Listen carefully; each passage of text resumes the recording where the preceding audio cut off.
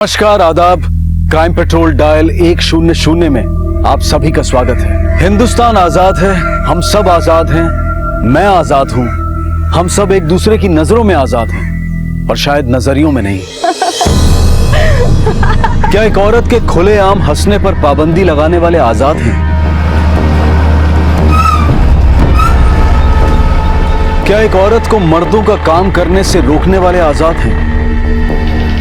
क्या एक बेबस औरत का पीछा करने वाले आजाद हैं? नहीं, ये सब गुलाम हैं गलत सोच के, जिसकी वजह से आज भी हमारे घर की औरतों की आजादी गुलामी की बेड़ियों में जकड़ी हुई है, और यही मानसिकता जन्म देती है बड़े अपराध को।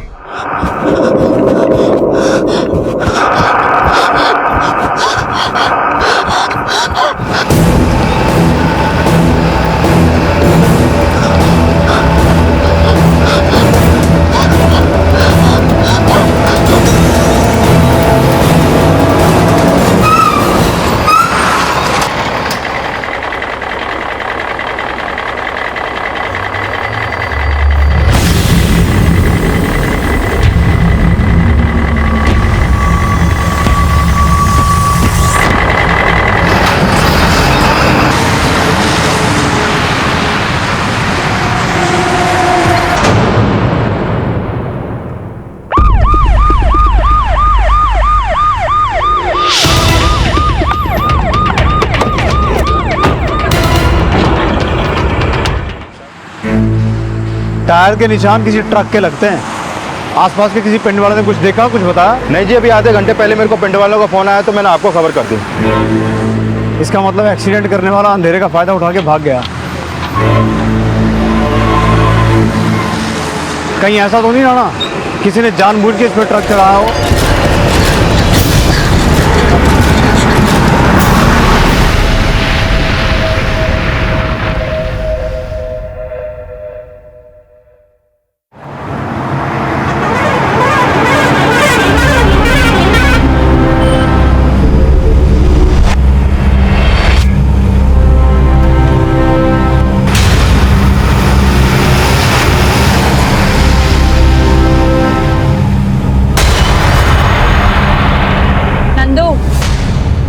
रब नू याद कर, इसके साथ भी रब है। लेकिन जो निशानियां पीछे आगे पीछे की चिंता मत कर, मैं हूं ना, मैं भी माँ हूँ।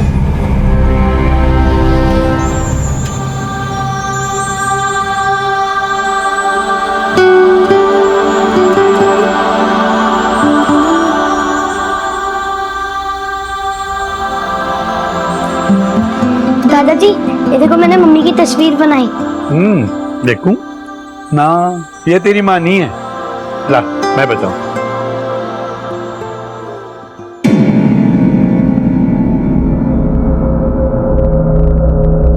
देखा, ये है तेरी माँ, जनानी मुच्छड़ वाली है। ये ना भूलो, इस कुनबे की मूछें जीत की वजह से बची हुई हैं, वरना शमशेर दे मरन दे बाद सब लुट जाना सी। मेरे कुलजीते दी ड्राइंग खराब ना करो। चल पुत्र, अंदर खाना खा ले।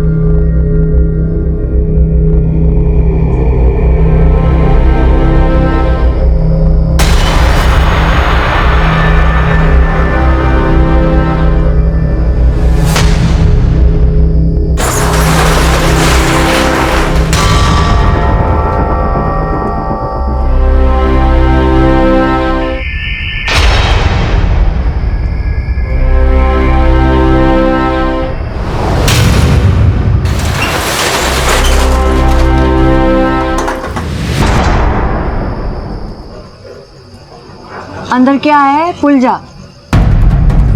कोई पूछे कि 5 दिन लेट क्यों हुआ तो बता देना जो मैंने कहा।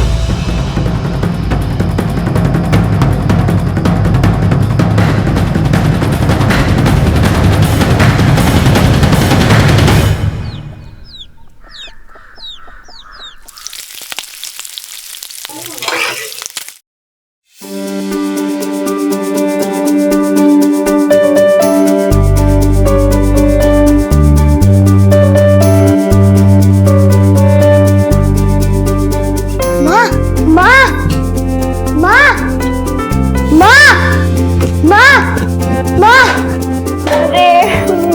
पुत्र।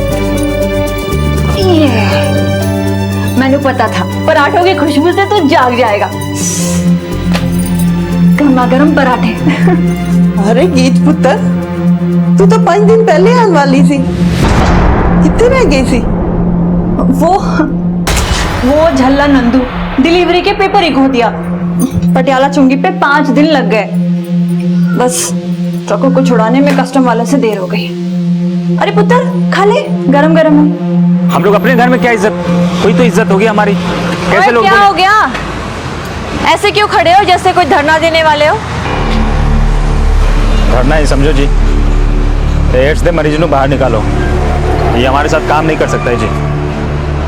लो जी, सरकार रेडियो में टेलीविजन में ज्ञान दे देकर थक गए कि ये रोग छूने से ना फैलता। हमारी अकल घुटने में ना है जी। अगर इसे काम से नहीं निकाला गया तो क्या? आप सब लोग कान खोलकर सुन लो। ना तो मैं अपने पेट पर लात मारना चाहती हूँ, ना ही सतिंदर के। हाँ, किसी को यहाँ काम करके तकलीफ है तो वो अभी यहाँ से जा सकता है, लेकिन सतिंदर बलदेव ट्रांसपोर्ट छोड़कर नहीं जाएगा। लगता है इसकी पोल पट्टी खोलनी पड़ेगी।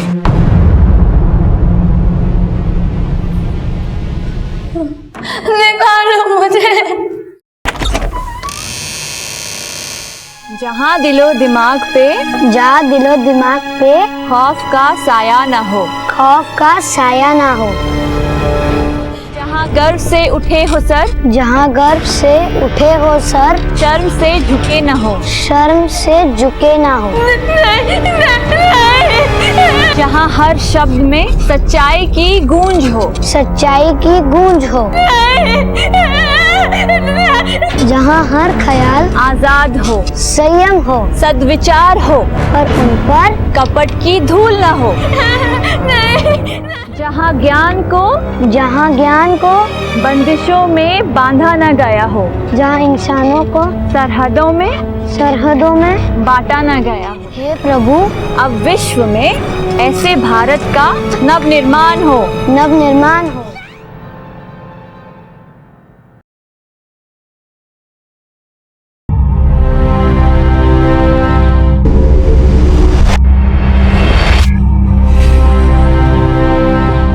कल्ले जो पैसे चुराए तुसी? तूने तेरी सास दे कान भरे? पैसे पेड़ ते नहीं उगदे। ए बेचारी दिन रात मेहनत करके कमांदी है और तानू मिंट नहीं लगता उड़ान च। कोई तीर नहीं मारे है। मेरे बेटे दा जमा जमाया धंधा संभाल रही है, जिस पे सिर्फ मेरा हक है। ये सिर्फ नौकर है बलदेव ट्रांसपोर्ट की। बाबूजी, मैं खुद को आप सबका नौकर ही मानती हूँ, लेकिन नौकर है तो मालिक क्यों बन रही है? अच्छा ये बता, गोदाम में किसने छिपाया है? बोलना। लग गया ना जुबान पे ताला, लेकिन आज ये ताला टूटेगा। जुबान दाभी और गोदाम दाभी।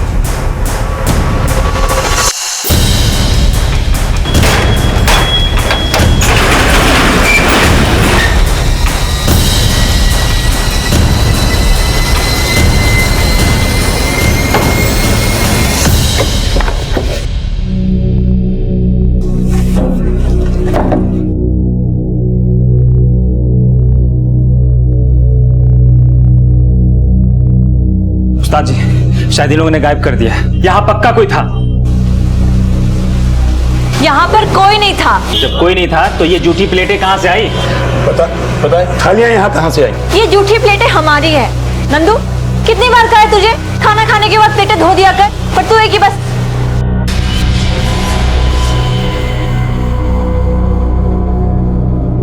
संदीप रुक। तूने किससे पूछकर गोदाम का ताला तोड़ा था? ज्यादा ताप न दिखा, मैंने पता है यहाँ पे कोई था। ओए, बात सुन। मैनू अकल के साथ साथ घुटने भी चलाने आते हैं और साथ में जुतियां भी। तू निकल यहाँ से और वहां जाके नौकरी करना जहाँ तुझे जासूसी के पैसे मिले। चल निकल यहाँ से।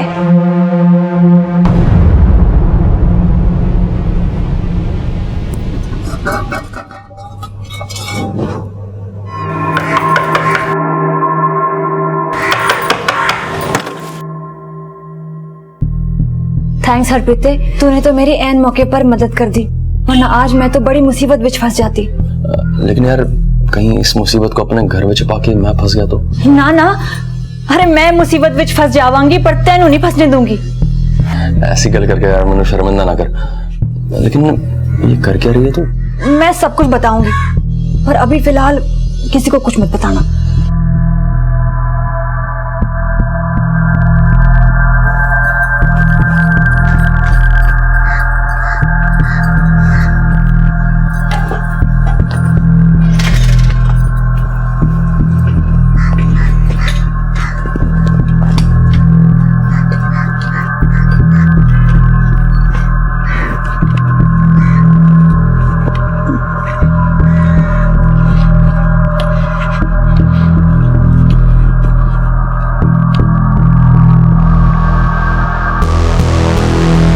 बाबूजी, आप मेरा पीछा करने वाले थे ना? हाँ, क्योंकि मैनू मालूम है तो कुछ गड़बड़ कर रही है। ये खाना किधर वास्ते ले जा रही थी? बाबूजी, आप अपना दिमाग लगाना छोड़ दो।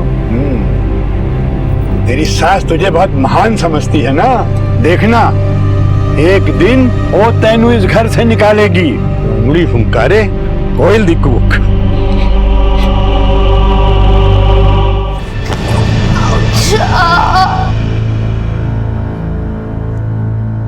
ओए नंदू, रेडी क्या? मम्मी मम्मी, बरनाला से मेरे लिए ये सब चीजें लेके आना। हाँ पुत्र जी, ले आऊंगी। पुत्र जी, एले टाइम खा लेना। पुत्र जी, कोई परेशानी? नहीं मम्मी जी, कोई परेशानी नहीं है, चलती हूँ। चल पुत्र, अपना ध्यान रखना।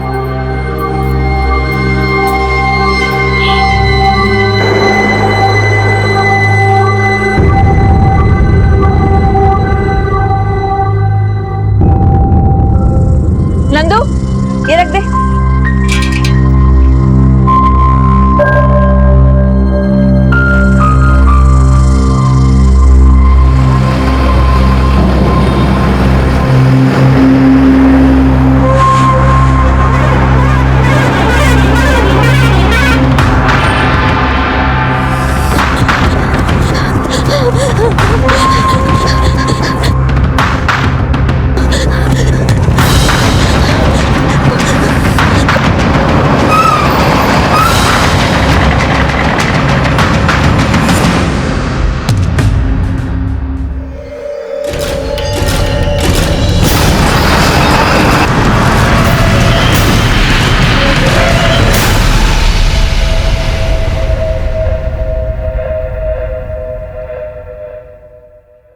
सर जी, उस औरत की पोस्टमार्टम रिपोर्ट, हत्या का टाइम रात 2 बजे के आसपास। लेकिन सर जी, विक्टिम की बॉडी पे कुछ इंजरीज और जले के निशान मिले हैं। पोस्टमार्टम रिपोर्ट और बॉडी पे पाए गए निशानों से यही लगता है राणा कि किसी ने इसे बांध के बहुत टॉर्चर किया है और ये अपनी जान बचाने के लिए हाईवे पे नंगे पैर कई किलोमीटर दौड़ी है,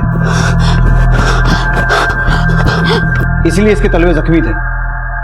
अब पता ये करना है कि भागते हुए हाईवे पे इसके साथ कोई एक्सीडेंट या हादसा हुआ या फिर इसे भगा भगा के ट्रक के नीचे कुचलना भी इसके टॉर्चर का हिस्सा था। सर जी, मैंने एक्सीडेंट स्पॉट के पास वाले सभी एरिया में पूछताछ की, लेकिन ऐसा कोई बंदा नहीं मिला जो उस औरत को पहचानता है। पर राणा, मैनू बहुत स्ट्रांगली लगता है कि इसको कुचलने वाला इसे जानता होगा। एक काम करो, हत्या के समय से सुबह तक हाईवे के दोनों तरफ के टोल बूथ क्रॉस करने वाले हर ट्रक, हर लॉरी का डिटेल निकालो।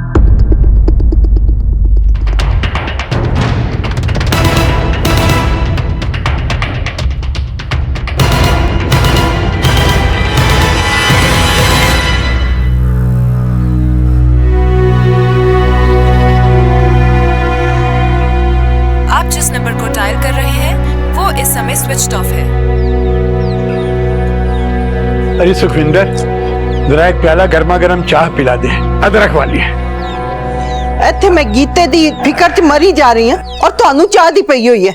तुम जनानियों तो टेंशन लेने की आदत है। अरे कहीं अटक गई होगी, अब उसके ट्रक में कोई बिजली का खंभा तो लगानी है जो फोन चार्ज कर लेगी।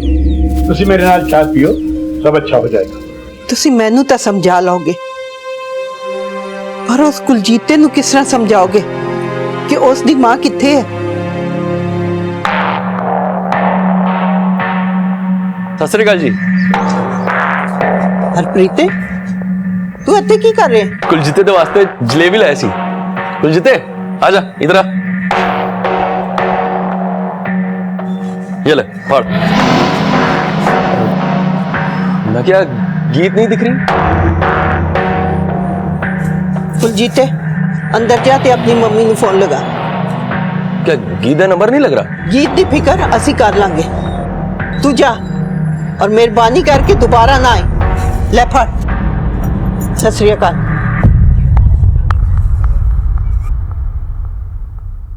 डर जी, चाई जी, उत्थे कोई है? मैंने खिड़की तो देखा, मनु देख रहा सी।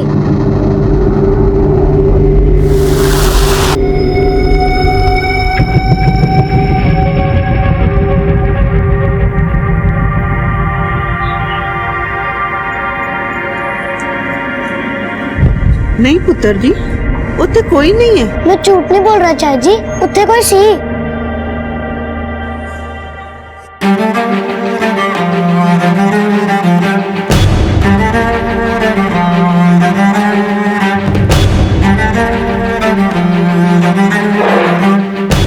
सर, इस नंबर का ट्रक सिरसा बरनाला रोड पर सरदूलगढ़ बॉर्डर क्रॉस करके सिरसा की तरफ तो गया, लेकिन सिरसा चुंगी नहीं पहुंचा। ये मतलब निकलता है कि ये ट्रक सिरसा और सरदूलगढ़ के बीच में कहीं पे खड़ा है। एक काम करो, सरदूलगढ़ बॉर्डर की फुटेज में इस ट्रक को आइडेंटिफाई करो।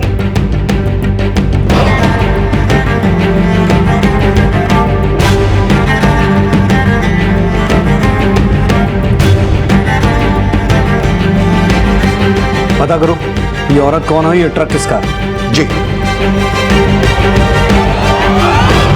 जब पुलिस ने गीत का बैकग्राउंड चेक किया और इंक्वायरी शुरू की तो कई चौंकाने वाले खुलासे सामने आए और इस खुलासे के तार उस अज्ञात महिला के शव से भी जुड़े थे जिसकी हत्या गीत के ट्रक से हुई थी। लेकिन क्या गीत का कनेक्शन इस केस में सिर्फ हिट एंड रन केस से ही था या फिर राज कुछ और भी थे?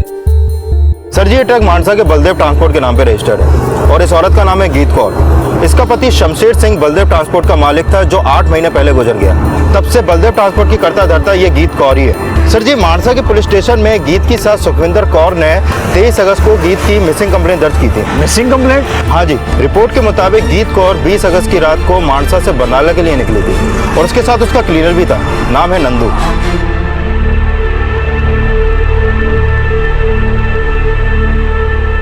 पुत्र जी, थोड़ा तो खा लो। जब तक माँ नहीं आती तब तक मैं कुछ नहीं खाऊंगा।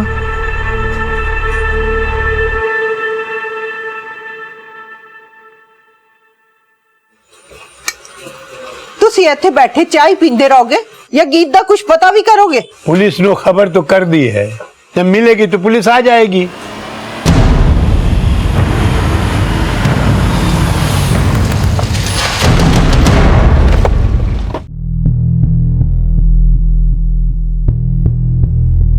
सर जी, हमें नहीं पता ये कौन है। आप नहीं तो शायद गीत जानती हो। गीत? पर ये है कौन? 21 अगस्त की सुबह इस लड़की की लाश हमें सिरसा मानसा रोड पे मिली है। इस लड़की का एक्सीडेंट गीत के ट्रक से हुआ है और शायद इसीलिए गीत फरार है। नहीं नहीं साहब जी, गीत ऐसी नहीं है।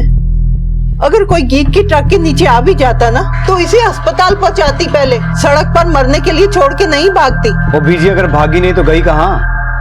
और आपने उसकी मिसिंग कंप्लेंट लिखवाते हुए ये बताया था कि वो मानसा से बरनाला की तरफ गई थी, तो फिर उसका ट्रक सिरसा की तरफ क्यों गया? वो सिरसा की तरफ गई? हमें आपके घर की तलाशी लेनी है। तलाशी? और किस लिए?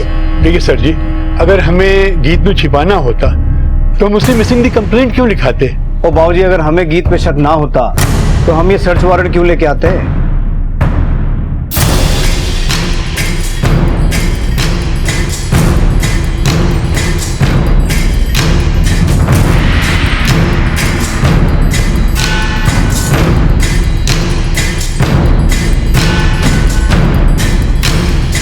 नहीं है सर जी। देखो जी, अगर गीत यहां आती है या आपको फोन करती है या किसी भी तरीके से आपको कांटेक्ट करने की कोशिश करती है तो हमसे छुपाने की गलती ना करना।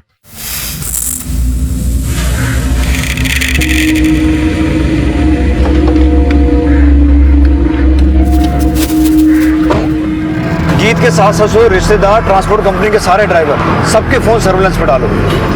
मुझे लगता है गीत इनसे कभी ना कभी कांटेक्ट करने की कोशिश जरूर करेगी। लेकिन सर जी, मानसा पुलिस स्टेशन में मैंने गीत के बारे में पता किया तो वहाँ के एसआई सतपाल को गीत के पिंड वालों से गीत के बारे में मिली जुली राय मिली। कुछ उसे पसंद करते हैं, कुछ नापसंद। नापसंदगी की वजह? सर जी, उसके कंपनी में कई ड्राइवर थे, फिर भी जनानी होकर वो खुद ट्रक चलाती थी और कई कई दिन तक घर भी नहीं जाती थी। इस गीत के कॉल डिटेल निकालो, पता लगाने की कोशिश करो कि असल में ये औरत थी कैसी, और ये भी पता करने की कोशिश करो कि जिस औरत की लाश मिली थी वो कौन है और उसका गीत के साथ क्या कनेक्शन है। जी सर जी, मैंने गीत के फोन रिकॉर्ड चेक किए। उसका फोन 20 अगस्त की रात सरदूलगढ़ हरियाणा बॉर्डर के पास एक्टिव था, जहां हमें उस औरत की लाश मिली थी।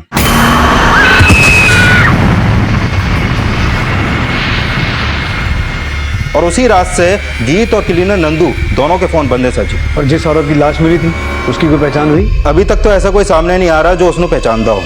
ये गीत और नंदू, इनके कॉल डिटेल में ऐसा कोई मिला जो हमारे किसी काम आए? सर जी, गीत की पिछले दिनों उसी के पिंड के हरप्रीत सिंह दे नाल काफी बातचीत चल रही थी, देर रात में भी। लेकिन हरप्रीत का गीत के बिजनेस से कोई लेना देना नहीं था। ये गीत और हरप्रीत का कोई अफेयर तो नहीं हो सकता है सर जी। हरप्रीत गीत को शमशेर और गीत की शादी से पहले से जानता था। और सर जी, जब मैंने पिंड वालों से पता किया तो पता चला कि शमशेर के पेरेंट्स को हरप्रीत और गीत का मिलना जुलना बिल्कुल ही पसंद नहीं था। कहीं ऐसा तो नहीं रहा ना कि गीत हरप्रीत के घर छुपी बैठी हो?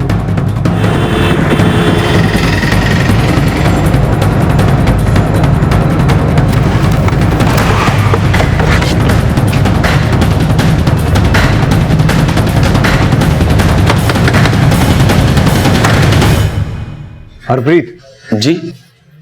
गीत अंदर है? गीत? नहीं जी। चल देख लेते हैं, तलाशी लो घर की।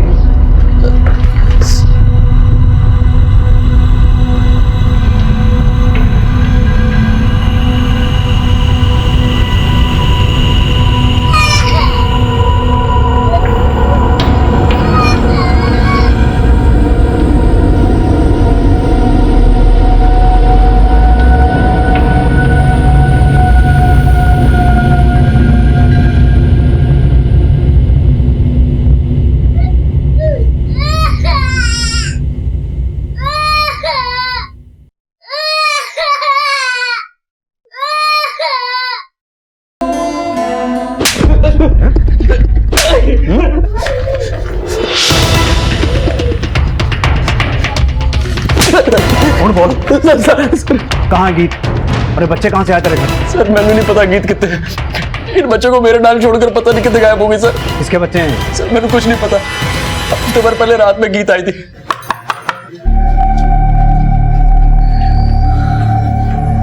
गीत तू यहाँ इस वक्त? हरप्रीत मेरी एक मदद कर दे यार। पहले उसने बच्चों को अपने गोदाम में छुपा के रखा था, फिर मैंने चाबी देकर बोली कि इन्हें अपने घर ले आऊं। सर मना नहीं कर पाया सर।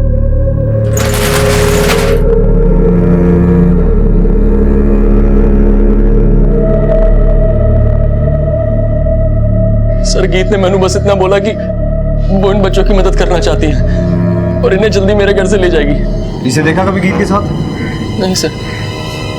देख हरप्रीत, अगर तेरी एक भी बात झूठ निकली ना बोलने लायक बचेगा ना बैठने लायक। आगे गल समझ? लेके चलो अनु। चल लो बेटा पी लो, लो खाओ।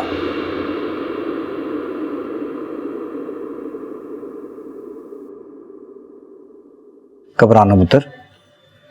क्या नाम है तुम्हारा? माँ चाहिए मुझे। बेटे से पहचानती हूँ? हमारी माँ बड़े से। ये तुम्हारी माँ है? क्या नाम है तुम्हारी माँ का? माँ। बेटा इसे पहचानती हो? ये बंडी से। यही आंटी तो यहाँ लेके आई थी।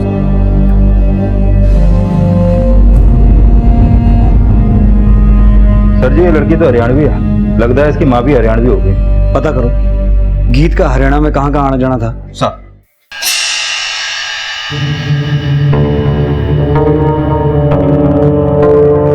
नहीं सर, मैंने नहीं जानता, लेकिन कुछ दिन पहले मैंने शक होया था कि गीत ने किसी ने गोदाम में छिपा रखा है। कैसे शक हुआ आपको? वो संदीप ने नंदू और गीत को बात करते हुए सुना था। संदीप कौन? ये सर, ये नंदू वही है ना जो गीत के साथ था? हाँ सर, एक नंबर का छठा बदमाश है। गीत ने सर पे चढ़ा रखा था उसको। कहाँ रहता नंदू? सर वैसे तो बिहार का रहने वाला है, लेकिन कहीं भी सो जाता है, ट्रक में, गोदाम में या ऑफिस की छत पर। अच्छा, ये गीत का हरियाणा आना जाना होता था? सर हरियाणा क्या, वो तो यूपी, एमपी, राजस्थान, दिल्ली सब जगह जाती थी। ये देखिए सर, ये रजिस्टर है, इसमें आपको सब मिल जाएगा। सर जी। ठीक है जी, सत श्री अकाल। मैंने पता किया कुछ साल पहले शमशेर को ह्यूमन ट्रैफिकिंग के मामले में गिरफ्तार किया गया था, लेकिन उसके खिलाफ ठोस सबूत ना होने की वजह से उसे छोड़ दिया गया। मतलब साफ है, शमशेर के बाद गीत ने शमशेर का बिजनेस संभाला और ये बच्चे जरूर ह्यूमन ट्रैफिकिंग के लिए लाए गए थे। और जब बच्चों की मां ने विरोध किया, गीत ने उस पर ट्रक चढ़ा दिया।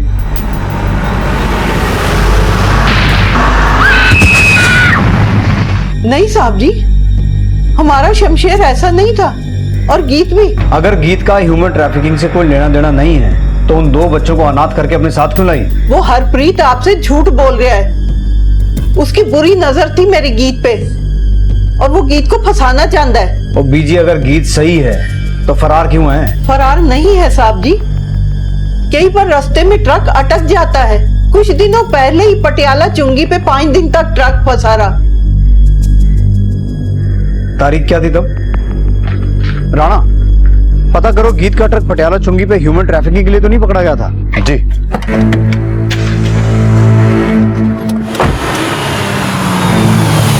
सर जी, मैंने पटियाला चुंगी पे पता किया। उन डेट्स पे तो गीत का ट्रक पटियाला चुंगी पे गया ही नहीं, बल्कि उन 5 दिनों में गीत की फोन लोकेशन सरदूलगढ़ बॉर्डर के पास हरियाणा के मलोर गांव की थी, और 20 अगस्त की रात को भी उसकी फोन लोकेशन यही की थी सर जी। मतलब वो 2 बच्चे और औरत मलौर गांव के ही हैं? सर, गीत का फोन अभी अभी ऑन हुआ है सरदूलगढ़ बॉर्डर के पास, हरियाणा के खुर्द गांव में। सर जी, खुर्द तो मल्लोर से 15 किलोमीटर ही दूर पड़ता है। चलो।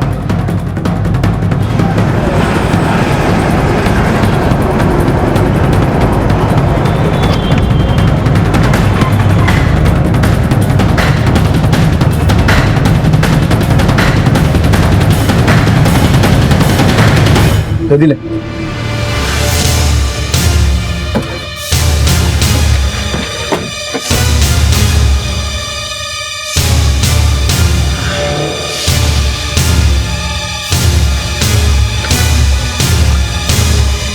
एक मिनट, ये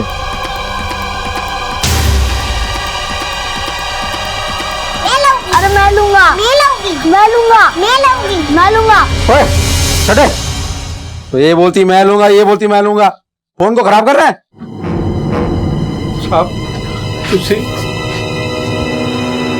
गीत कहाँ है? कौन गीत साहब? जिसका फोन है तेरे पास? साहब ये फोन तो मैंने प्यारा मिला सीगा। अच्छा, हाँ जी। कितने?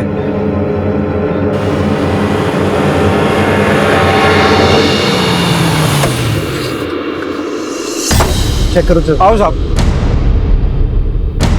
इधर मिला जी साहब, इधर।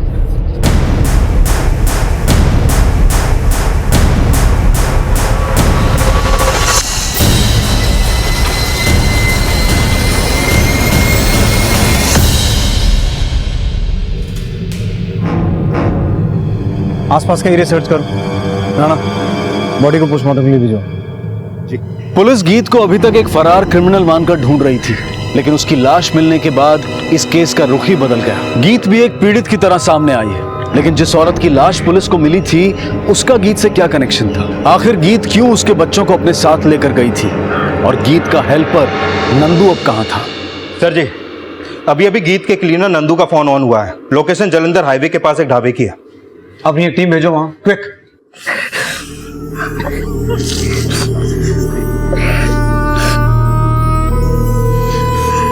जी मैंने मार चाहिए।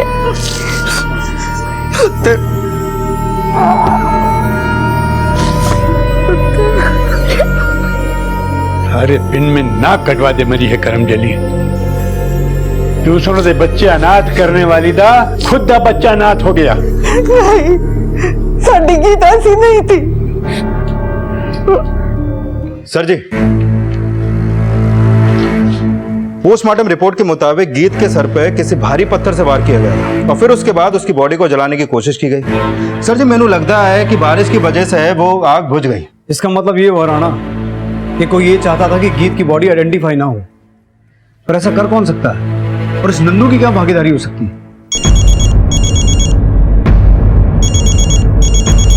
हाँ बलजीत ठीक है, हम पहुंचते हैं। सर जी मल्लोर गांव के बाहर गीत का ट्रक मिला है। Let's go.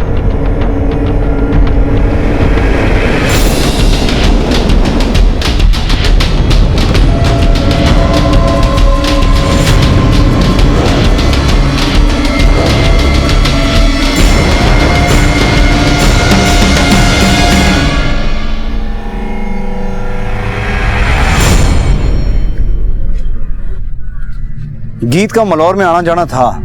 राणा, मुझे लगता है ये ट्रक इस गांव में जरूर उसके जान पहचान वालों ने खड़ा किया होगा, जिनके साथ वो ट्रैफिकिंग का कारोबार करती थी। राणा, एक काम करो, आसपास के लोगों से पता करो, किसी ने कुछ देखा? जी।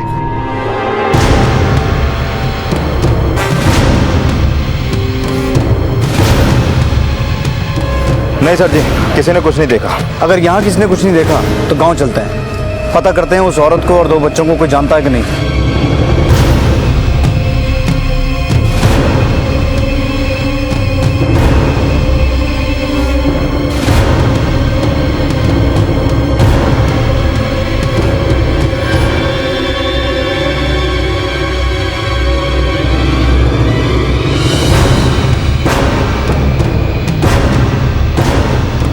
सर जी मैंने लगता है पूरा पिंड मिलकर हमसे कुछ छुपा रहा है।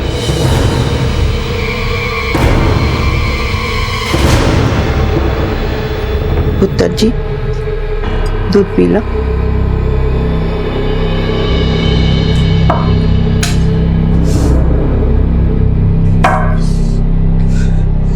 कुछ तो शर्म करो।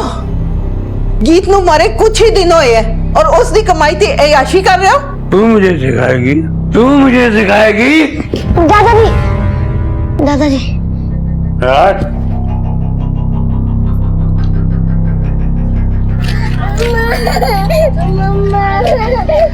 हाँ बेटा, यही गांव है तुम्हारा? तुम्हें पता है तुम्हारा घर कहाँ है? हमें लेके चलोगी अपने घर?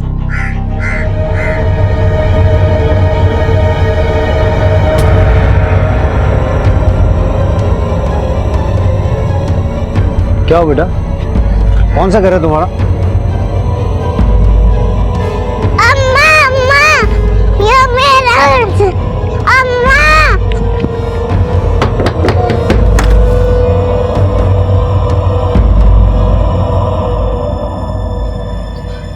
धर्म क्या हो गया अम्मा?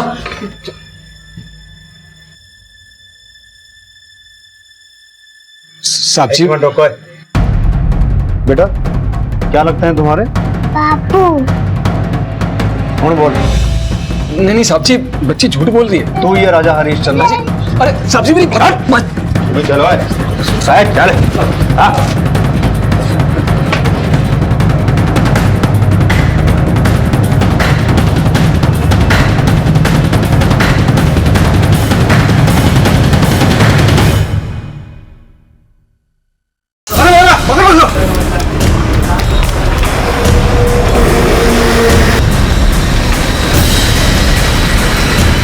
गीत का पति शमशेर हमारे गांव में शादी के लिए छोरियां सप्लाई करता था। शादी के लिए? हाँ साहब, वो हमारे आसपास के गांव में छोरियां की बहुत कमी है।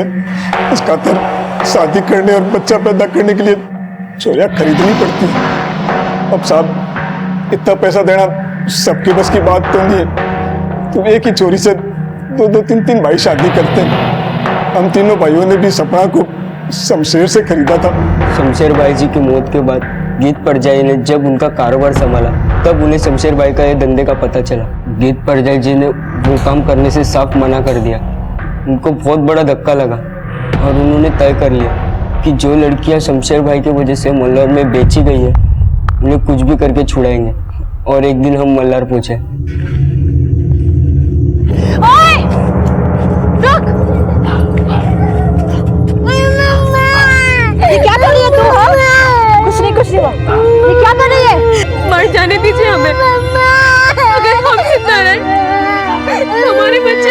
बर्बाद हो जाएगी। अरे कुछ नहीं होगा तनु, मैं हूं ना, संभाल इसे। ओए कौन है?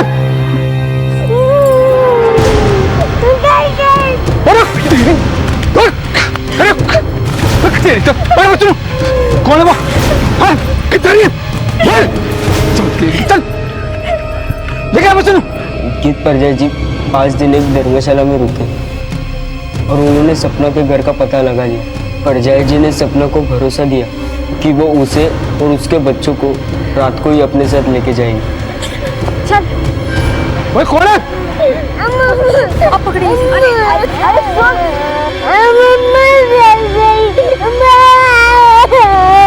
आप लोग जाइए, मेरी फिक्र मत कीजिए, आप लोग जाइए, आप मेरे बच्चे को बचाइए, जाइए यहाँ से। हमने सपना के बच्चों को तो बचा लिया पर सपना को नहीं बचा पाया। फिर साहब एक दिन हमें पता चला कि वो उस शमशेर की लुगाई थी जो हमारे बच्चों को लेके गई। तो साहब इस मनसा में हम उसके गांव गए पर हमने बच्चों को ढूंढने की बहुत कोशिश की साहब, लेकिन कुछ पता नहीं चला कि उसने कहाँ छुपा के रखा। डर जी चाई जी उत्थे कोई है, मैंने खिड़की तो देखा। एक दिन हमें पता चला कि गीत खुद हमारे गांव आ रही है। हम उस रात सपना को बचाने के लिए वापस मल्लोर गए।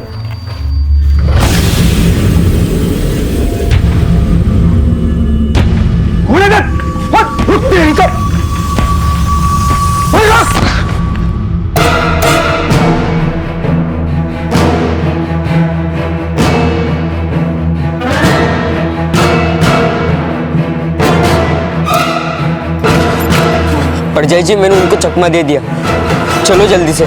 चल चल चल।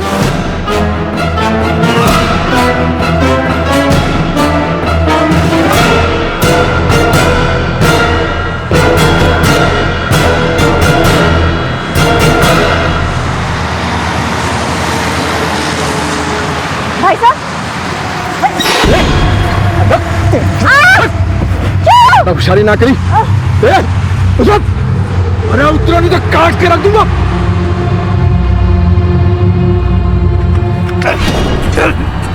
बहुत चर्बी ना तने, अब तो तने अपनी कहाड़ी बना के रखूंगा। और तू तो आज गया। चल रुक जाओ, रुक जाओ, भाग जाओ तुम लोग।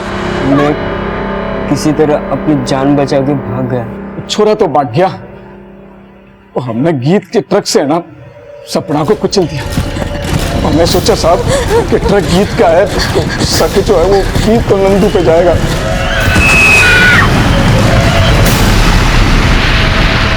लेकिन तुझे कैसे पता चला कि गीत शमशेर की बीवी है और वो ही सपना के बच्चों को अपने साथ लेकर गई है? उस साहब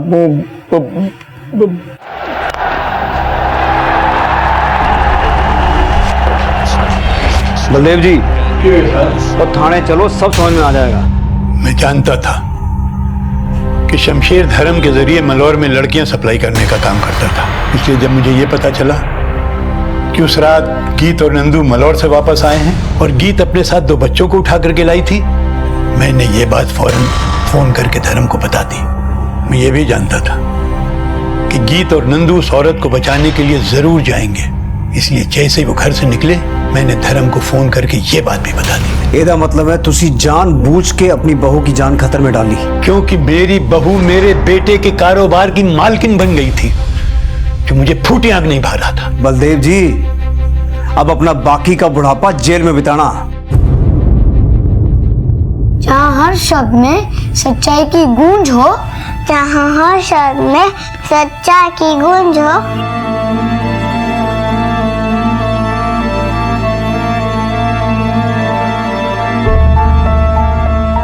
आज हमारे देश को आजाद हुए 69 वर्ष पूरे हो चुके हैं, लेकिन आज भी हमारा देश कई तरह की मानसिकताओं की गुलामी का बोझ ढो रहा है। अगर हमें सही मायनों में पूर्ण स्वराज चाहिए तो हमें अपने नजरियों पर लगी हुई बंदिशों को तोड़ना होगा, क्योंकि यही बंदिशें महिलाओं को पुरुषों के अहंकार का शिकार बनाती हैं। क्राइम पेट्रोल डायल 100 की पूरी टीम की तरफ से आप सभी को आजादी की 70वीं सालगिरह की ढेर सारी शुभकामनाएं। फिर मुलाकात होगी अगले एपिसोड में जुर्म की एक और कहानी के साथ।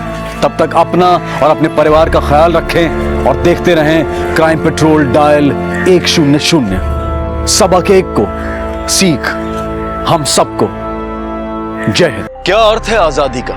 इस देश के हर नागरिक के लिए आजादी के मायने क्या हैं? हमें बोलने की, अभिव्यक्ति की, सोचने की, सरकार चुनने की, अपने धर्म का पालन करने की आजादी है।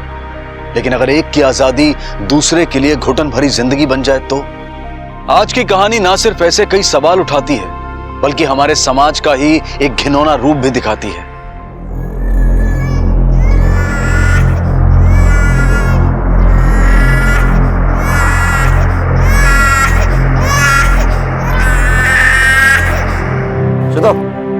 मैंने कहा लिया जानता छो वंशु तो चिंता ना कर, चुपचाप फिर।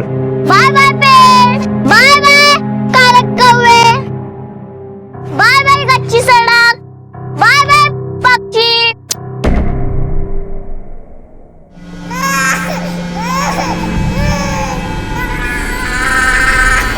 तो क्यों बोल रहे हो? सब कभी नहीं मिलेंगे, ऐसा बोलो जल्दी ही मिलेंगे। ए तिमेरो चुप करो, शाम बेसी ना करा बच्चे।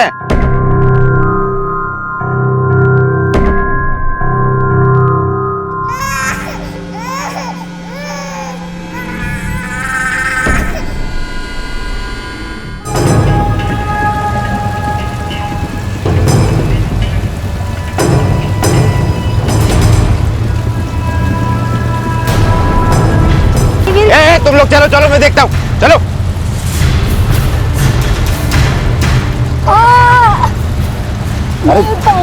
अरे एक बार कोशिश तो कर, कोशिश करके देख।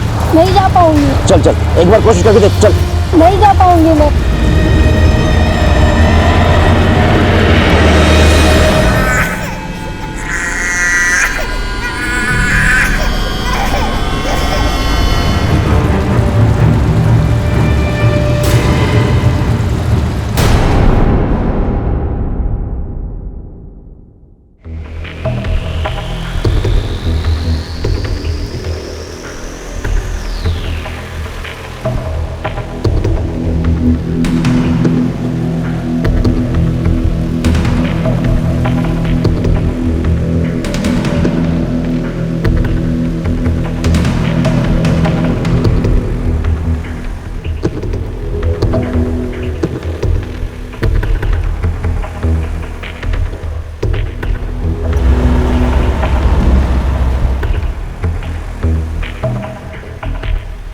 रघु भैया, हम दीदी के घर कब पहुंचेंगे? पहला दिल्ली जाएंगे, वहाँ तुम सब जन छोले कुलचे का नाश्ता करना, उसके बाद मुंबई में मिसल। दीदी मिसल क्या होता है? बच्चा मिसल ना वहाँ का बहुत अच्छा नाश्ता होता है। हम लोग मिसल खाएंगे भैया, हम लोग मिसल खाएंगे। मिसल खाएंगे।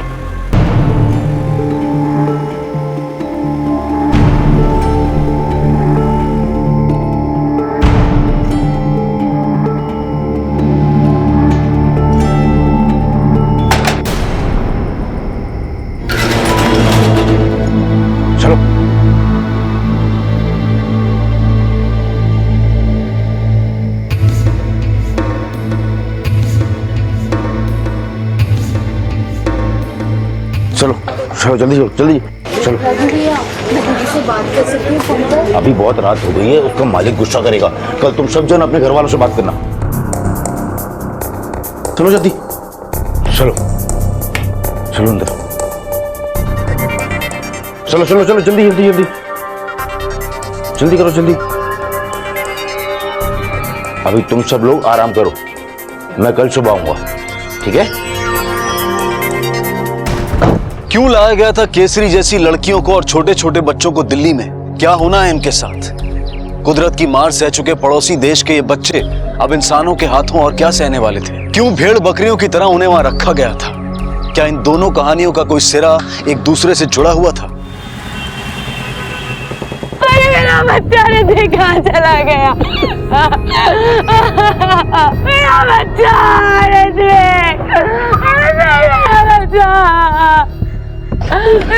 मेरा बच्चा कहाँ चला गया? मैं नहीं बुलाया था साहब आपको, मेरा बच्चा। बच्चा ने देखा।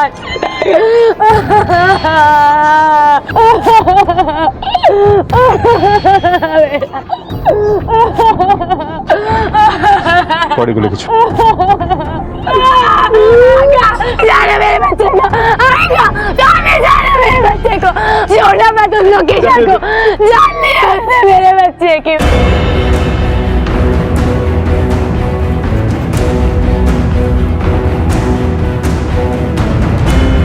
सर, लड़की का नाम लोकेशा है, नेपाली है।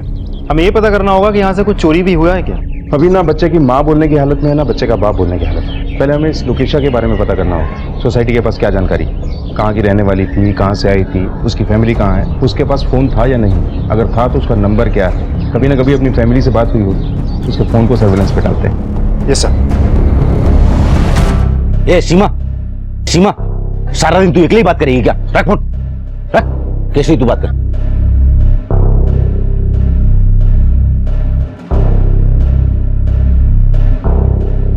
हेलो दीदी, मैं केसरी बोले को तपाईँ कस्तो छ?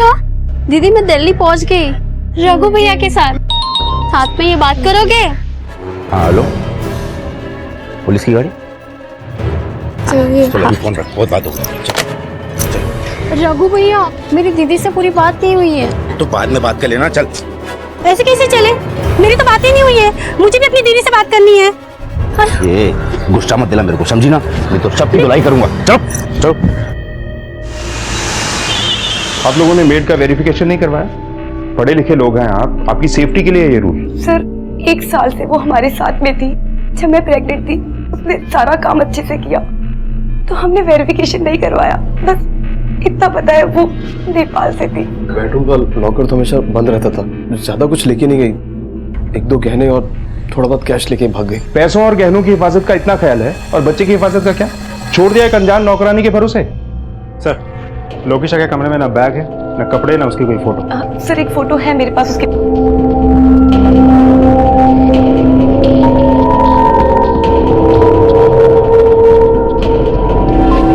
नैनी कैम या बेबी कैम नहीं लगवाया?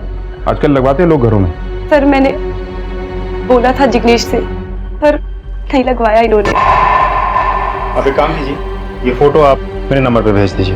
ये लड़की लोकेशा कैसे मिली आप लोगों को? वो हमारा वॉचमैन लालमणि लेके आया था उसको। साहब जी, मेरा मती मर गई थी, जो उसको मदद की। एक पहचान वाला ने बोला बेचारी परेशान में है, मदद करो। मैंने यहाँ काम पर लगा दी। इससे पहले कहाँ काम करती थी? दिल्ली में काम करती थी साहब जी, फिर दिल्ली से 1 साल पहले यहाँ आ गई। नेपाल में कोई है उसका? कहाँ की रहने वाली थी, कुछ पता है तुम्हें? एक बहन है और 2 छोटा भाई है, बस इतने ही जानता हूँ।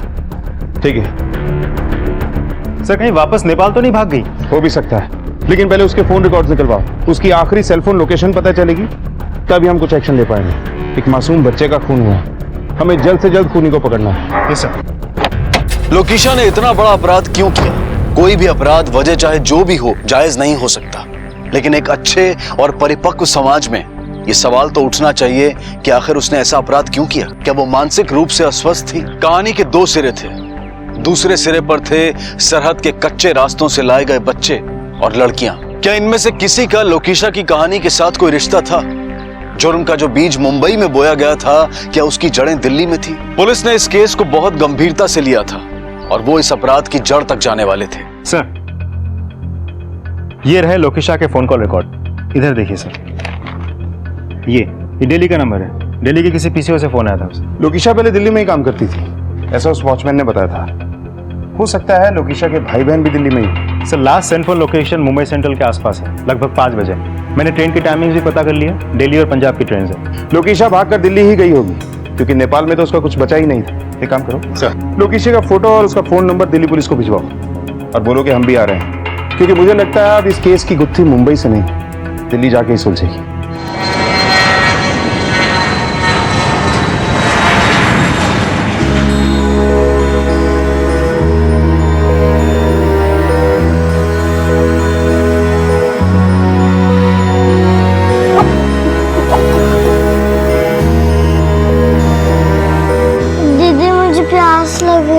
पानी लेके आ, सोच।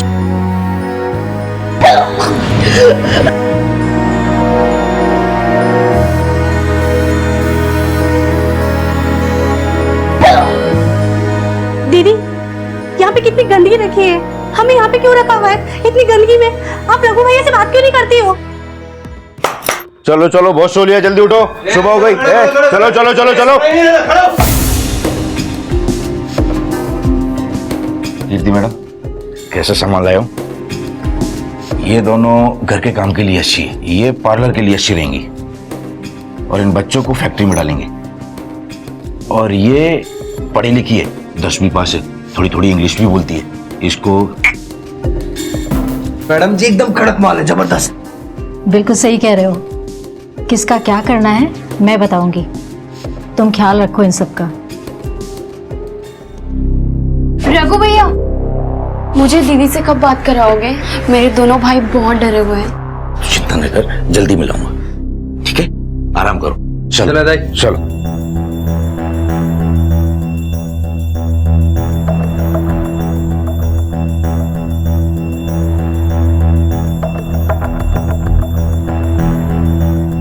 दीदी मुझे बहुत डर लग रहा है, नींद नहीं आ रही। हम जल्दी घर पहुंच जाएंगे। हाँ, आंखें बंद करके तुम्हें सब कुछ याद आएगा। हमारा गांव, वो झरना, वो बादल देखो नीचे नीचे आ रहे हैं। हम जल्दी घर पहुंचेंगे। हाँ, तुम सब डरो मत।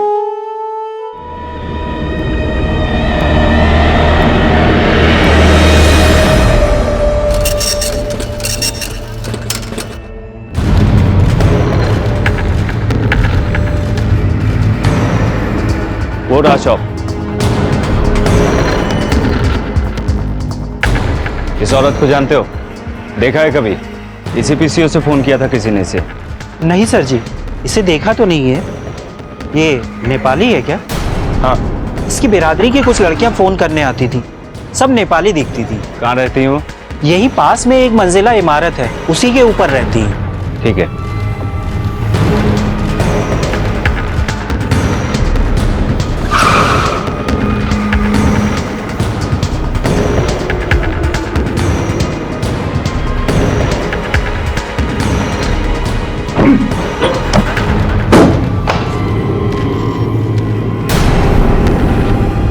सर्च करो अच्छी तरह।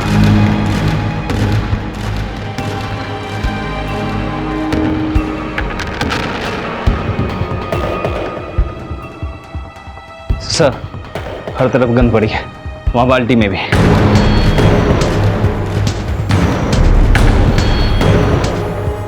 किसी केसरी नाम की लड़की की है। क्यों रहती होगी वो इस नर्क में? नेपाल के कमाती गांव के स्कूल की है। सर ये देखिए,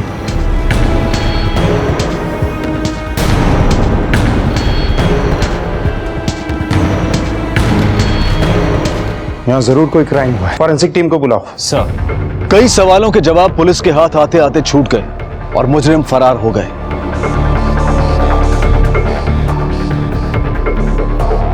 लेकिन मुजरिम सिर्फ इस भ्रम में जीते हैं कि वो कानून से 2 कदम आगे हैं, पर कानून की मजबूत गिरफ्त से ना तो कोई मुजरिम बच पाया है और ना ही बच पाएगा। देश को जुर्म से आजाद कराने की जद्दोजहद में लगी पुलिस फोर्स किसी भी कीमत पर इस जुर्म की जड़ तक पहुंचने की पूरी कोशिश कर रही थी।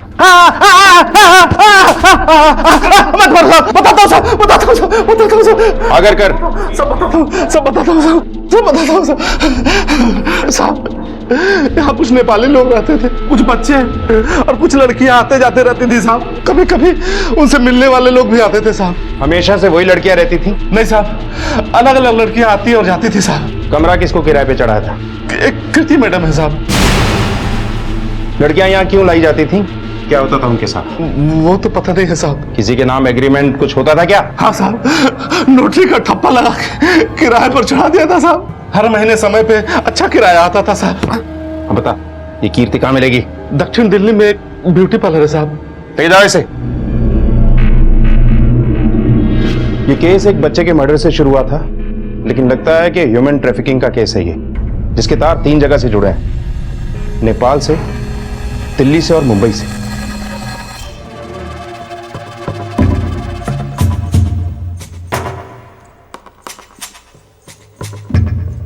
मैडम, स्पेशल वाली मसाज चाहिए, एकदम दिल खुश कर देने वाली। खन्ना साहब ने तो बहुत तारीफ की आपके बॉडी मसाज पार्लर की। ओह, तो खन्ना साहब ने भेजा है आपको? बिल्कुल, तब तो आपको मसाज भी खन्ना साहब वाली ही चाहिए होगी। एकदम। अच्छा तुम बात कर लो, आइए प्लीज। चलिए।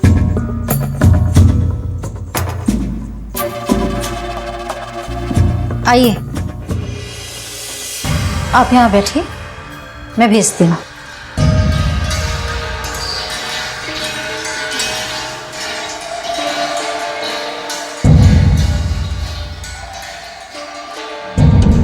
आ जाओ, ये देखिए स्पेशल मसाज के लिए।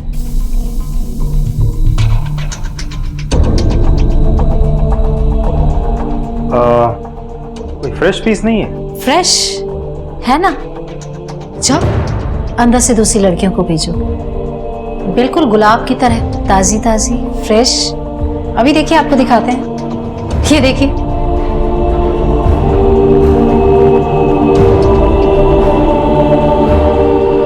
इक्कीस, 17, 19, 20। और तुम 18 की।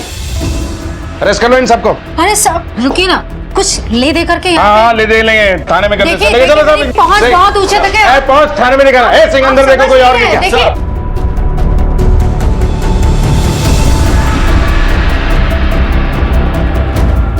चलो, हो गया मसाज। चलो। तो चुप रहिए, चुपचाप चलिए यहाँ से। कुछ भी नहीं है साहब, छोड़ो ना मुझे, छोड़ो साहब, ऐसा कुछ भी नहीं है साहब। आप मेरी बात क्यों नहीं सुन रहे हैं? सुन रहे हैं तुम्हारी बात थाने में।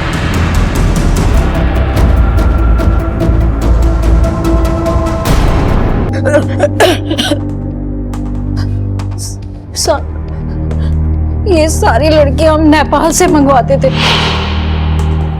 इनमें जो जवान होती थी उसे धंधे पे लगा देते थे, और जो बुढ़ी होती थी उसे घर के काम काज के लिए, और जो बच्चे होते थे उन्हें फैक्ट्री में। सब जो लड़कियां बचती थी उन्हें अपने पार्टनर में लगाते थे। अभी हाल ही में जो लड़कियां लाई गई वो कहाँ है? सर सब तो आपने छुड़ा ली। ये नेपाल से लड़कियां लाता कौन है? सब रघु।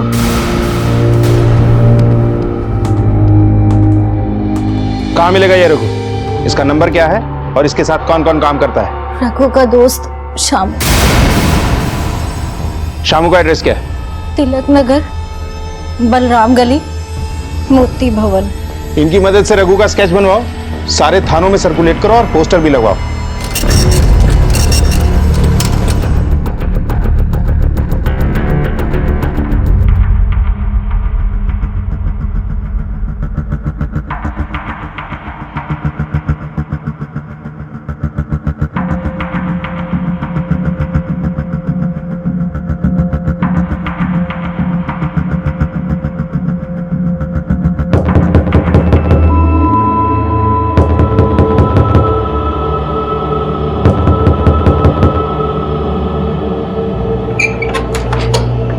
शामू,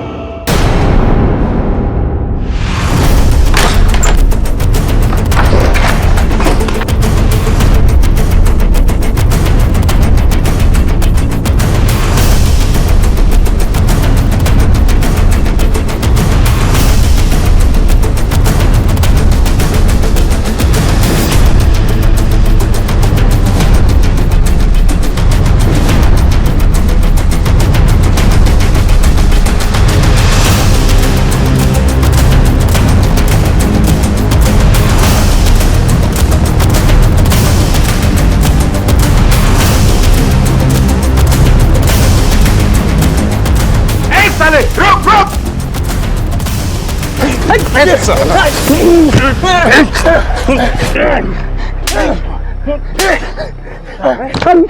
निर्दोष लड़कियों और मासूम बच्चों की तस्करी करता है, बाकी की जिंदगी जेल में चढ़ेगा तू। साहब मैंने कुछ नहीं किया साहब।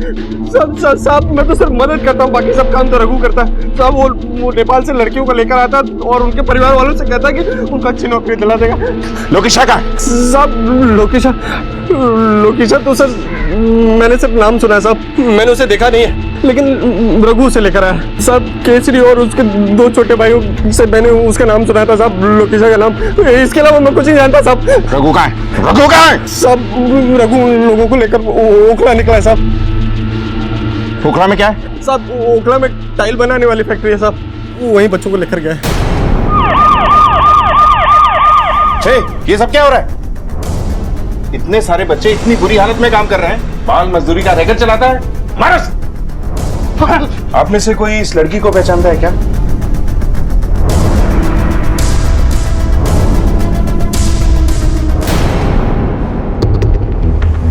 साहब, ये मेरी बड़ी दीदी लोकेशा है और छोटी दीदी केसरी को रघु भैया लेके गए और मेरा भाई महेश उस कमरे में है। कहाँ है बच्चा? कहाँ है?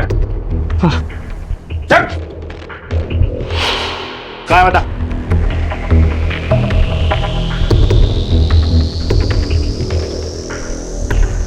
सर बच्चा तो मर गया।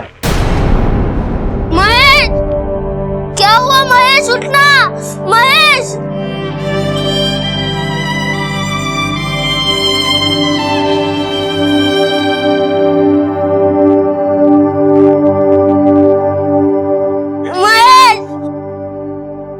महेश क्या हुआ?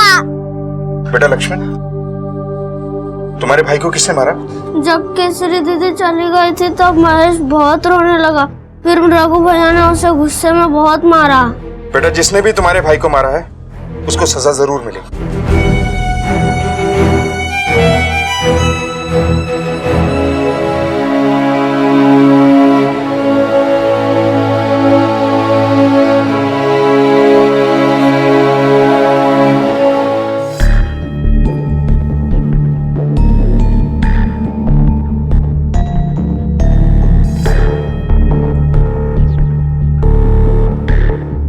रघु, इन लड़कियों पे काम करना पड़ेगा। हमें यहाँ पर क्यों लाया गया है? हलाल करने से पहले खिलाया और सजाया जाता है। चलो कपड़े उतारो। नहीं, मैं नहीं उतारूंगी। अरे कपड़े उतारो। ये तेरे भाई हमारे पास है और उसकी जिंदगी तेरे पास। जैसा बोलती वैसा कर। केसरी और लोकेशा दोनों बहनें लापता है। एक जुर्म करके भागी और दूसरी रघु के चंगुल में। कहाँ हो सकती है? सर अभी तक इस केस में जो सुराग मिले हैं उससे तय है कि बच्चे और लड़कियां नेपाल से लाई गई और ट्रैफिकर्स ने उनके साथ बहुत ज्यादतियां की हैं।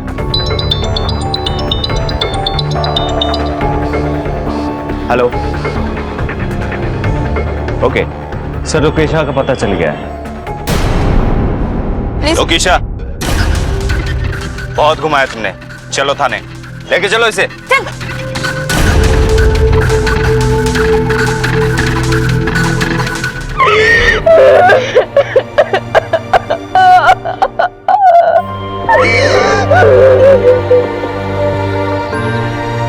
दीदी आप क्यों जा रहे हो?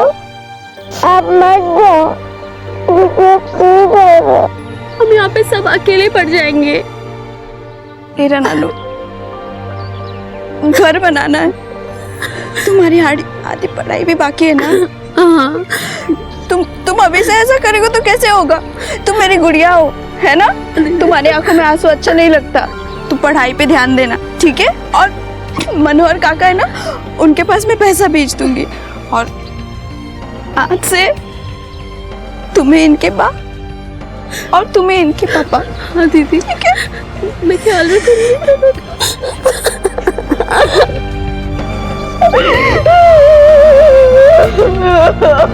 सर ये वाला नंबर, इसकी पूरी डिटेल्स निकाली है मैंने।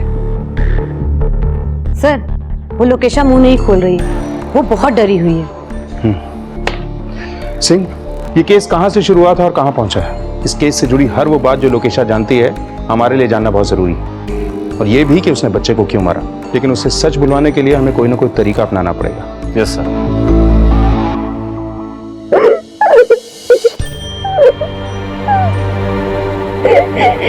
दीदी, लक्ष्मण,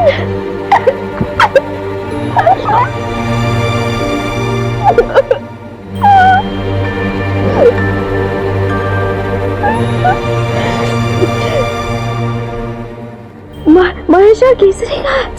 दीदी महेश मर गया।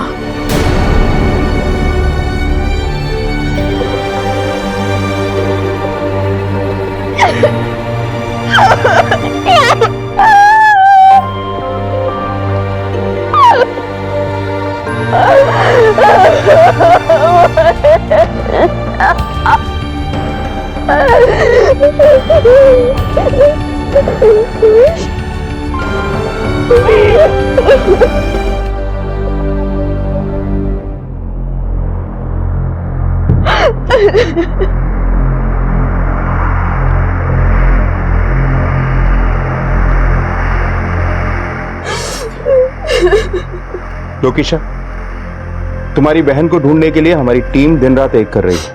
केसरी और उस जैसी लड़कियों को उनके चंगुल से छुड़ाना है। देखो, हम समझ सकते हैं तुम्हारे साथ जो हुआ वो ठीक नहीं, लेकिन जो तुमने किया वो भी ठीक नहीं था। अब हमें खुल के बताओ कि तुम्हारे साथ क्या हुआ, क्यों मारा तुमने उस बच्चे को। देखो, हमारी मदद करो ताकि हम तुम्हारी मदद कर सकें। डरो नहीं, बताओ क्या हुआ था तुम्हारे साथ। आज तक किसी ने मेरी मदद नहीं की। 28 साल की थी जब मुझे रघु इधर लेके आया था। मेरा पति मर गया और मेरे बच्चे भी नहीं थे। मेरे 2 भाई और मेरी बहन केसरी, उन लोगों को मैं अपने मासी के पास छोड़ के इधर काम करने आ गई दिल्ली में। वो रघु ने मुझे एक मसाज पार्लर में बेच दिया। वहाँ पे मसाज के साथ साथ और भी बहुत सारी चीजें होती थी। वो सब काम भी करवाते थे जो मुझे नहीं करना। हर रोज लोग आते थे, मैं गिनना भूल गई। मैं बस यही प्रार्थना करती थी कि मुझे भगवान इस नरक से निकाल दे। 2-3 साल तक मैंने ये काम किया। फिर मेरी बढ़ती उम्र की वजह से मुझे मुंबई में एक घर में आया का काम दिलवा दिया। उसका मुझे रघु को कुछ कमीशन देना पड़ता, लेकिन मेरे लिए सही था क्योंकि मुझे लगा कि मैं इस दलदल से बाहर निकल गई। लेकिन तृप्ति मैडम पेट से थी जब मैं उनके पास काम करने आई। अरे जान नहीं है क्या तेरे हाथों में? जा, तुझसे नहीं होगा, जाके अपना काम कर। और सुन, जाते जाते दरवाजा बंद करके जाना। उनके पति का मेरे पे बहुत गलत नजर था। मुझे पता था कि मैं ज्यादा देर तक उससे नहीं बच सकती। सब मर्द एक जैसे होते। मैं कुछ नहीं कर पा रही थी। तुम्हारे साथ इतना गलत हुआ, तुमने पुलिस की मदद क्यों नहीं ली? कहीं दूसरी जगह नौकरी क्यों नहीं ढूंढ ली? मेरे पास कागज नहीं है ना, तो इन लोगों ने मुझे काम पे रख दिया। वो लोग पगार तो देते थे, लेकिन उसकी कीमत कई तरह से निकालते थे। लेकिन एक चीज था जिसकी वजह से मेरा मन लगा रहता था वहाँ। वो क्या? मैडम जी का बच्चा ऋत्विक बाबा। मेरा कोई बच्चा नहीं था ना, तो मैं बहुत खुश रहती थी ऋत्विक बाबा को अपनी गोद में खिला के। ऐसा लगता था जैसे मेरा अपना बच्चा है। ऋत्विक ए लोकेशा, ये क्या ऋत्विक लगा रखा है तूने इसे? बाबा बोला कर इसे। अगर तू इसे ऐसे बोलेगी तो घर के बाकी नौकर क्या बोलेंगे इसे? साहब, मैं रहती तो उनके घर पे थी, लेकिन सिर्फ एक नौकरानी। पति रोज रात को हवस निकालता था अपनी, और मैडम मुझे ऐसा देखती है जैसे मैं गंदगी हूँ। तो इसका गुस्सा तुमने उनके बच्चे की जान लेकर निकाला? नहीं साहब, बच्चे से क्या दुश्मनी। मैं तो उनका बहुत अच्छे से ख्याल रखती थी। मुझे नेपाल के बारे में पता चला कि वहाँ पे भूकंप आ गया और मुझे अपने परिवार के पास जाना था। मैडम जी, कुछ दिनों की छुट्टी चाहिए। आपने टीवी पे देखा होगा ना, नेपाल में भूकंप आ गया। मुझे मेरे परिवार से मिलना, बताने किस हाल में हूँ। मरा तो नहीं ना कोई? फोन पे बात हुई ना तेरी? जब देखो जब छुट्टी चाहिए छुट्टी चाहिए। अगर तुझे जाना है ना तो जो पगार लिया था ना वो एडवांस देकर जा। और भागने की कोशिश की ना तो पुलिस में कंप्लेंट करवा दूंगी, समझी तू? आई छुट्टी चाहिए इसे। मेरे भाई और मेरे बहन से मुझे मिलना था। भयो बेसी भयो ल चुप, दूध पनि दिँदैन के भयो तिमीलाई?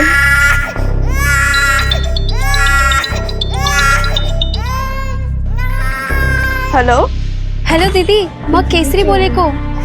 केसरी, तपाईँ कस्तो छ? तू कहाँ पे? और तू इतने दिन से तेरा कॉल क्यों नहीं आया? तू ठीक तो है ना? दीदी मैं दिल्ली पहुंच गई। दिल्ली में क्या कर रही है तू? वहाँ पे किसके साथ है? रघु भैया के साथ। रघु? बहुत बात होगी। केसरी, हेलो। बाबा चुप ना। मुझे समझ भी नहीं आ रहा था था क्या करूं मैं मैडम जी को हर रोज बोलती थी कि मुझे छुट्टी दे दो, मुझे मेरे भाई बहन से मिलना है। मैम साहब वो मुझे छुट्टी चाहिए। मेरी बहन बहुत मुसीबत में है।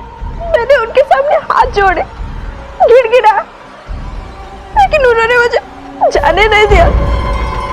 केसरी की बहुत फिक्र होने लगी। वो रघु के चुंगल में फंस गई थी, 10वीं तक पढ़ी, बहुत सुंदर है। रघु ने जो मेरे साथ किया मैं सोच भी नहीं सकती थी। अगर वो सब केसरी के साथ हो जाता तो मुझे बहुत चिंता होने लगी। उस दिन ऋत्विक पापा रोए जा रहे थे। ऋत्विक पापा चुप रहो।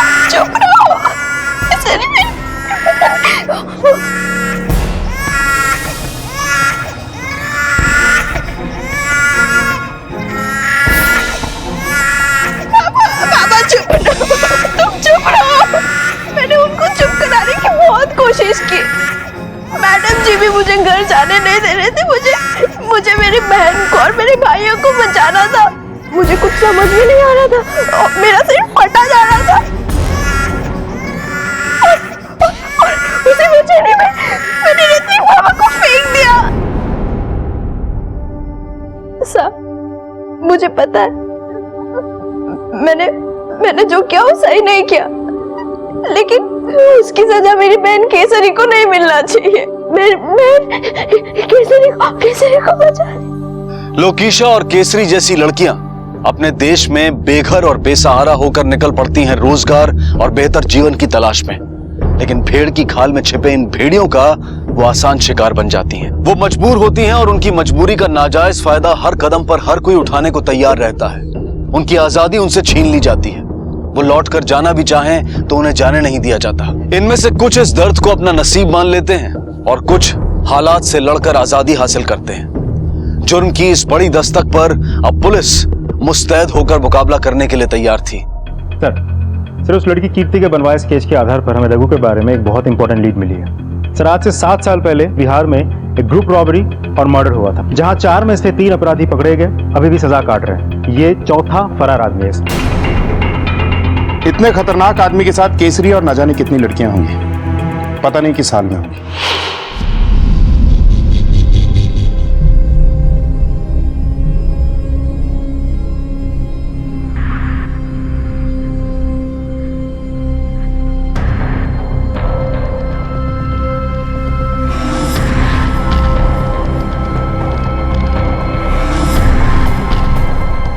आप मुझे ऐसे छोटे कपड़े पहनाकर क्यों तैयार कर रहे हो?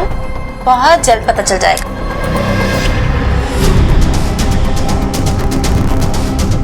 हेलो रघु, लड़कियां रेडी हैं। अब बोल।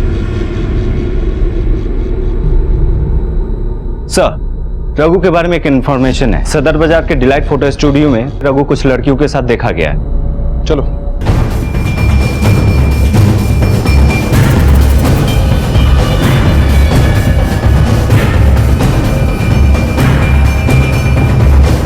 इस आदमी को पहचानता है? हाँ सर, ये आदमी कुछ दिन पहले ही आता है यहाँ पे, कुछ लड़कियों को लेकर कह रहा था फोटो खिंचवानी है। चल अभी देर हो गया, दूसरी को भेज। सर कुछ वीजा लगवाने के लिए बोल रहा था। इन फोटोज का फॉर्मेट 4 कंट्री से होता है, मतलब ये लड़कियों को आउट ऑफ इंडिया लेके जाने वाला है। सिंह सर पीसीआर से कांटेक्ट करो। Yes sir. मैं लड़कियों के फोटोज और नेम मेल कर रहा हूँ। फॉरेन कंसुलेट से पता करो इन लड़कियों का गल्फ कंट्रीज के लिए वीजा लगवाया गया है क्या। रघु लड़कियां तैयार हैं। चलो चलो जल्दी चलो जल्दी।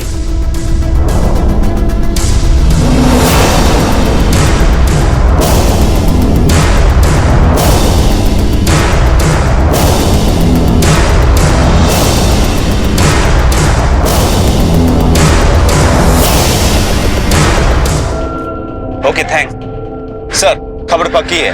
वीजा लिया गया था उन 3 लड़कियों के लिए। फ्लाइट डिटेल्स भी मिल चुकी हैं और फ्लाइट 3 घंटे में छूटने वाली है। टाइम बहुत कम है, हमें डिपार्चर से पहले वहां पहुंचना होगा। Right sir.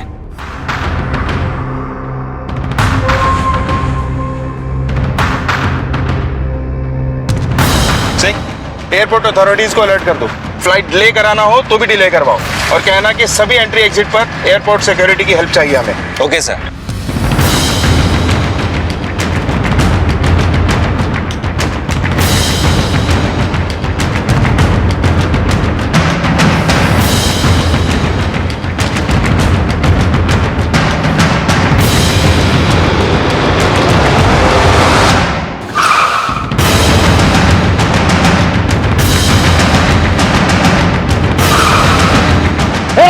उधर नीचे। रघु रुक बोला तेरे को। रुक। रुक।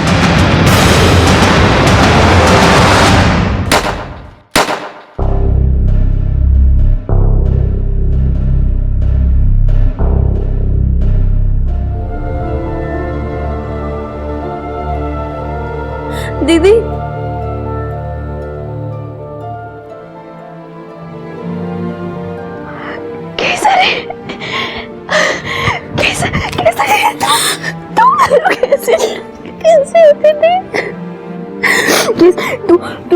तू ठीक है ना? तुझे चोट नहीं आई ना? केसर ये क्या पहना है तूने?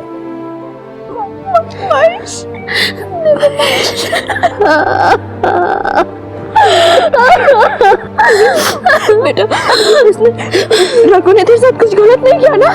नहीं ना। दीदी अब यहाँ पर कैसे? अब मेरी जिंदगी इसी जेल में जाएगी।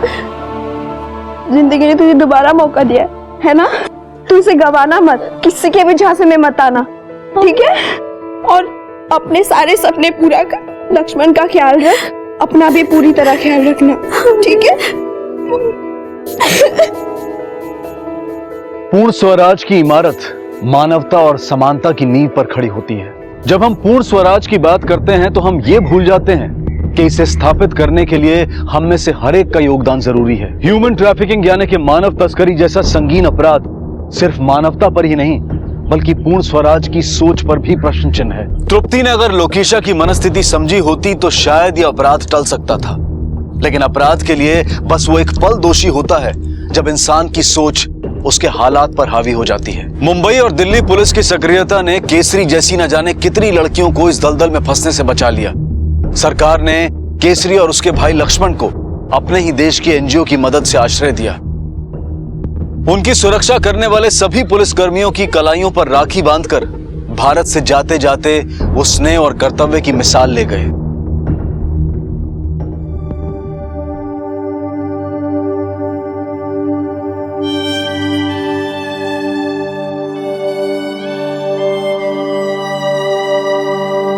मुझे दो, मैं देखता हूँ।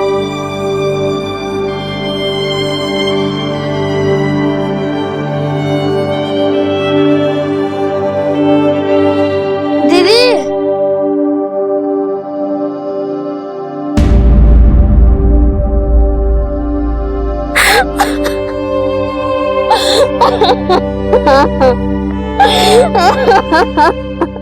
लगभग 6 लाख से 8 लाख जीते जागते इंसान हर साल अवैध रूप से इंटरनेशनल बॉर्डर्स पार कराए जाते हैं। इनमें से ज्यादातर बच्चे होते हैं। ये बच्चे प्रोस्टिट्यूशन यानी देह व्यापार या बाल मजदूरी के लिए इस्तेमाल किए जाते हैं। इनसे इनका बचपन छीन लिया जाता है, जवानी लूट ली जाती है। जब हम अपनी सुख सुविधाओं के लिए दूसरों की आजादी को कुचल देते हैं तब ऐसे संगीन हालात पैदा होते हैं। शोषण, असमानता, जुल्म जब तक किसी भी समाज में ये रहेंगे तब तक पूर्ण स्वराज एक सपना ही रहेगा।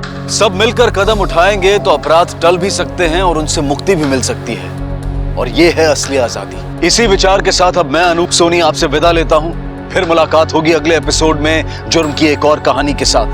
तब तक अपना और अपने परिवार का ख्याल रखें और देखते रहें क्राइम पेट्रोल डायल 100।